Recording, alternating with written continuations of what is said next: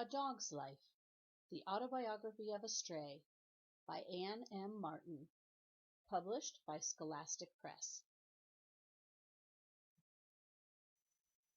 Town Dogs. Moon and I traveled as another summer came to an end. We loped through yards where chrysanthemums and autumn crocuses bloomed. We ran through fields where the tall grasses had become brittle and rattled in the wind. We wandered through woods as the leaves and trees grew dry and changed color and fell down on us, swirling about our feet. The air turned cold, and before I knew it, we needed to find shelters that would keep us warm as well as protect us. I don't know how far we traveled, only that we walked and walked and walked and walked. Moon's ear, permanently notched, lost its scab, and some of the fur grew back. My fur grew back too, covering all the scars except for a long curved one on my front paw. No fur ever grew there again, and I was reminded of the starving, desperate dogs every time I looked at my foot. One dark, damp day, the leaves still clinging to the trees, Moon and I were trotting through a farmer's field when something wet and cold landed on my snout. I was trying to reach it with my tongue when I felt an icy trickle on my ear, then on my back. I looked at Moon and saw tiny crystals in her fur. Snow. The first snow had come early, the trees not yet bare, late flowers still in bloom. It melted quickly, but the next night more snow fell. Several evenings later, Moon and I found ourselves at the edge of a small town. We stood just inside some bushy undergrowth and looked out at a street, lined with houses like Marcy's and George's. We were hungry, but we made no move to find food. Something strange was happening. Even though darkness had fallen, lots of children were roaming the streets. They were carrying bags, and they seemed not dressed like any children I had ever seen. Some of them wore paint on their faces, some wore clothing that glittered, some wore large hats. I peered hard through the trees and realized that one child was dressed to look like a reptile and another resembled a cat. I saw a dog, too, and even an ice cream cone. The children laughed and shouted and called to one another. Small groups of them would stand at the doors of the houses and shout, "Trick or treat!" Then the doors would open and people in the houses would toss things into the children's bags. Moon and I were still watching from the woods when once again I felt icy crystals on my snout. "Snowing! It's snowing!" the children cried. They continued to run up and down the street with their bags, but now they danced through the little white eddies swirling around their feet and tipped their heads back to catch snowflakes on their tongues. Moon and I waited a long time in the woods that night. When the last child had left the street and the lights in the houses had winked out, we slunk out of our hiding place. We nosed our way up and down the street. We found lots of food that the children had dropped, but we didn't eat much of it. It was all very sweet, and I had learned in the past that although chocolate tasted good, I didn't feel well after I ate it. The next day we left the town. We roamed through woods for many days, and the early snow kept falling. The moon grew large and full, then became a thin slice of light in the frosty sky. One day I was watching Moon sleep behind an abandoned shed, and I realized I could see her ribs. Hunting had been difficult in the unexpected snow, and we hadn't had much luck with garbage lately. But I was startled to look at Moon and see in her place one of the bony dogs from the resting place. How long until my friend would be as desperate as they were? Moon was tired. She wasn't able to walk as far each day as we had walked during the summer. I nudged her now, wanting her to get to her feet, and she gave a small growl and turned her back on me. I allowed Moon to rest for one day, then I left the shed in the woods, knowing she would follow me. And she did. We were off again, and this time I let my nose lead us. I was sniffing for the sense of a town. My nose took us first to a road, a busy road, but not a highway. Moon and I followed it, trying to stay out of sight of cars, until from the top of a low hill I could see a town in a valley, rooftops and treetops and church spires. We left the road then and walked down the hill, through woods and fields, keeping the town in front of us. We stopped for food from the garbage cans at a gas station, then continued toward the town. It was late afternoon, the sun setting over the hill, sending its last rays through the chilly air, when Moon and I reached a point just outside the town. We paused in a field, and I looked down, surveying this place that might become our home for the winter. The town, eventually I learned that it was called Claremont, did become our home that winter. Claremont consisted of a single main road called Nassau Street that was lined with businesses, restaurants, and small shops.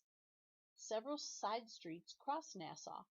The houses on these streets backed up to the woods and hills. At each end of the town stood a long, low building. After a time, Moon and I discovered that one building was a supermarket and the other was a school. There was great garbage at each place. As far as I could see, the town was a good spot for dogs in winter. Moon and I would be able to find plenty of food. The garbage cans filled up quickly, and we could also go hunting if necessary. And there were lots of shelters, old sheds and storage rooms and garages that weren't used at night, as well as the woods if we didn't want to be quite so close to humans. I liked living in Claremont.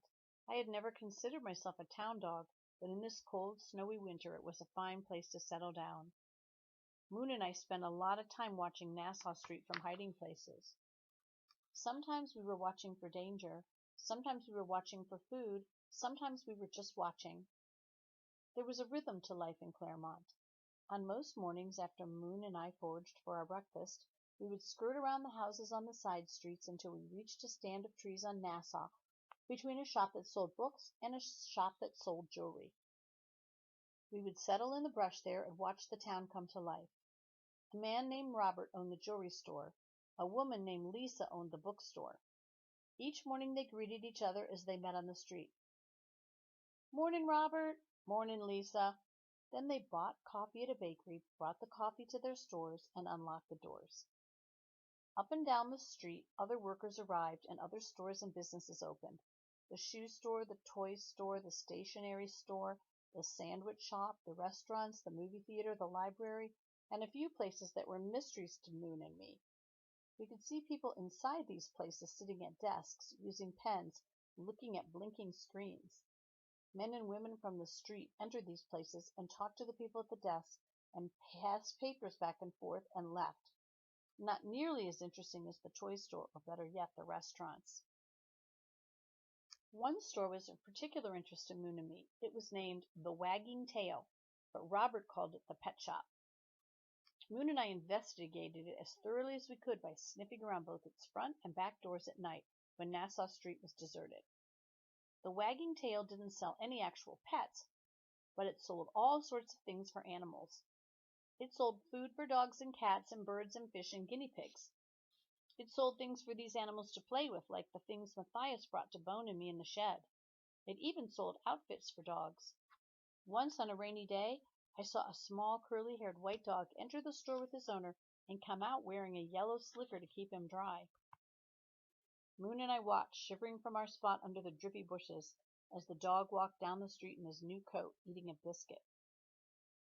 In the middle of the day, when the sun was the highest, the people of Claremont would have their lunch. Shoppers would duck into the bakery or one of the restaurants before continuing with their errands.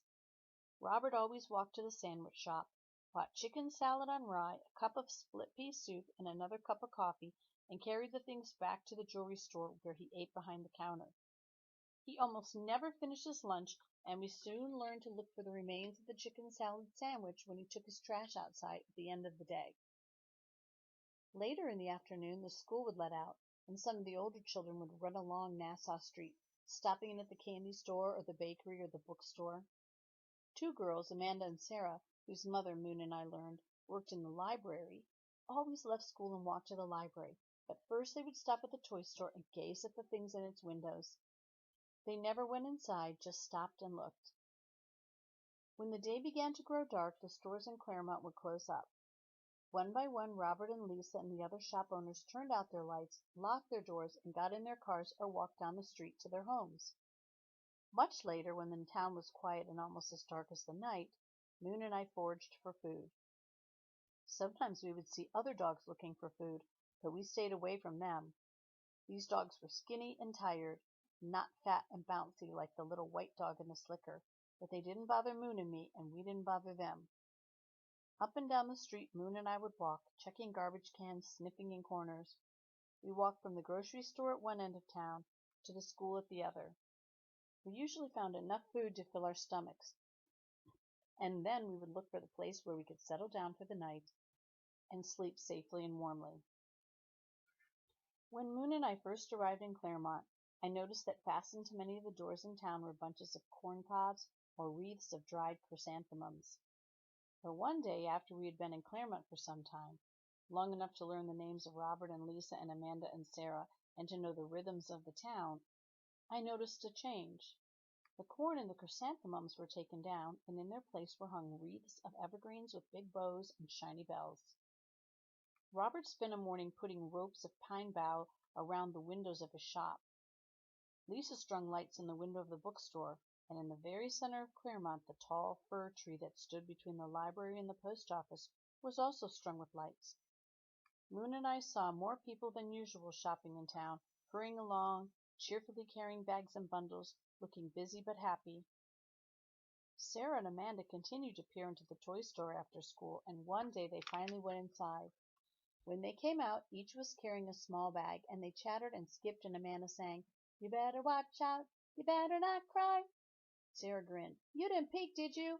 "Nope," said Amanda. "Did you?" "Nope." "I have enough left over to get something for Mom, I think." "Me too." "Let's go to the drugstore tomorrow and look at the perfume."